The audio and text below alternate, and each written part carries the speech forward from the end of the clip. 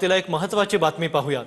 चंद्रकांत पाटलांनी खरातसोबतचे आपले संबंध जाहीर करावेत असं आता रवींद्र धंगेकर म्हणतायत। चंद्रकांत पाटलांनी पुण्याला काळीमा फासलाय। चंद्रकांत पाटलांचेही भोंदू खरातसोबतचे फोटो व्हायरल झाले होते असा दावा आता रवींद्र धंगेकरांनी केलाय। त्यांनी चंद्रकांत पाटील दादांचा एक दोन फोटो व्हायरल केले। च्या ह्या 5-10 वर्षाच्या राजकारणामध्ये पुण्याला काळिंबा फासण्याचं काम झालेलं आहे।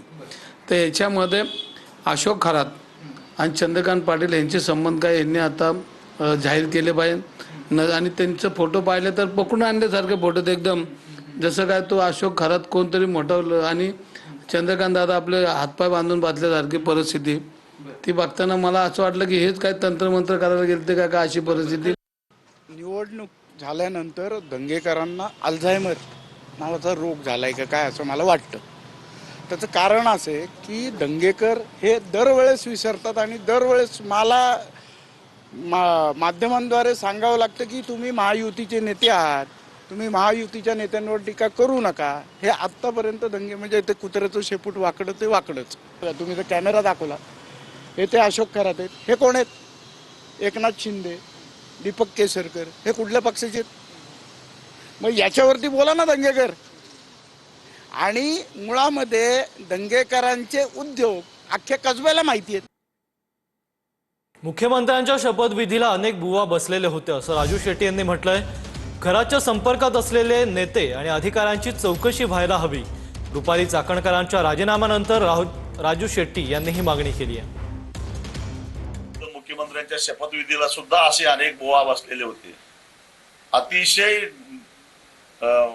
किळसवाण्या पद्धतीनं महिलांचं लैंगिक शोषण करणारे हे जे काय बुवा आहेत आणि त्यांच्या पाठीमागे असणारे हे जे राजकीय नेते आहेत, त्याचबरोबर प्रशासनातले सुद्धा अनेक दिग्गज त्याच्यामध्ये आहेत, या सगळ्यांची चौकशी झाली पाहिजे।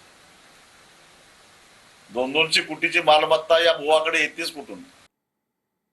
चाकणकरांमुळे आमच्या पक्षाची प्रतिमा मलिन झाली असं उदयकुमार आहेर म्हणतात। राष्ट्रवादीचे प्रदेश उपाध्यक्ष उदयकुमार आहेर यांचा चाकणकरांवर हा निशाणा पाहायला मिळतोय। रुपाली चाकणकरांचा फोटो बॅनरवर लावण्याइतके वाईट दिवस आमच्यावर आले नाहीत असा टोला आता आहेर यांनी लगावलाय। रुपाली चाकणकर यांच्यामुळे पक्षाची प्रतिष्ठा आहे ती अगदी मलिन झालेली होती। या सर्व प्रकरणाकडे तुम्ही कसं बघता प्रदेश उपाध्यक्ष या नात्यानं? नाही, मलिन झालेलीच आहे प्रतिमा। आता ह्या सगळ्या गोष्टींना ओव्हरकम करण्यासाठी लोक गावागावामध्ये प्रश्न विचारतील।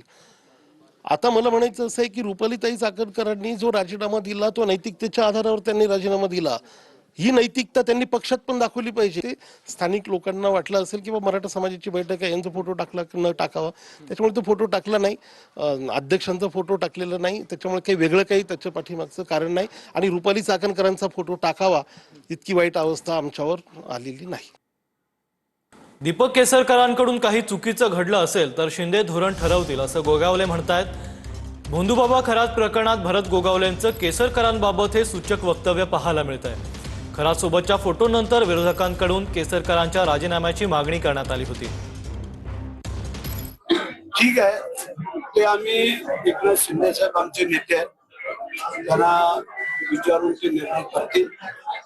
परंतु जर काही चुकीचं असेल तर ते पण करता येईल आणि शिंदे साहेब त्याचं धोरण। नाशिकच्या मिरगावमध्ये भोंदूबाबा अशोक खरात विरोधात ग्रामस्थांनी संताप व्यक्त केलाय।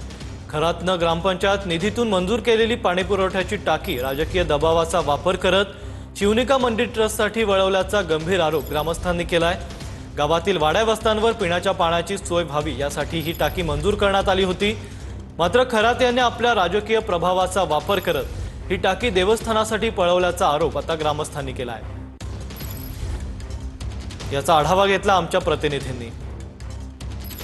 नाशिक महिला अत्याचार प्रकरणातील अशोक खरात याला पोलिसांनी अटक केलेली आहे आणि अनेक कारणामे त्याचे समोर यायला लागलेले आहे। खरं तर आज ग्रामस्थ समोर यायला लागले आणि बोलायला लागले, त्यानंतर अनेक विषय जे आहे अशोक खरातच्या बाबतीतले ते समोर यायला लागलेले आहेत। या ठिकाणी आपण जर बघितलं तर ही जी पाण्याची टाकी आपल्याला दिसते 1 लाख लिटरची ही टाकी आहे आणि ही मिरगाव जे ईशान्येश्वर मंदिर आहे त्यापासून काही अंतरावर मिरगाव आहे आणि त्या गावामध्ये वाड्या वस्त्यांवर पाणी पुरवठा करण्यासाठी या पाण्याच्या टाकीची मंजुरी मिळाली होती. मात्र ती टाकी मिरगावमध्ये न करता ती त्याच्या जे संस्थान आहे, देवस्थान आहे, त्या ठिकाणी ही टाकी जी आहे ती उभारण्यात आलेली आहे. कॅमेरा पर्सन अमित शिवगणसह मी मनोज गाडेकर, TV9 मराठी, सिन्नर, नाशिक.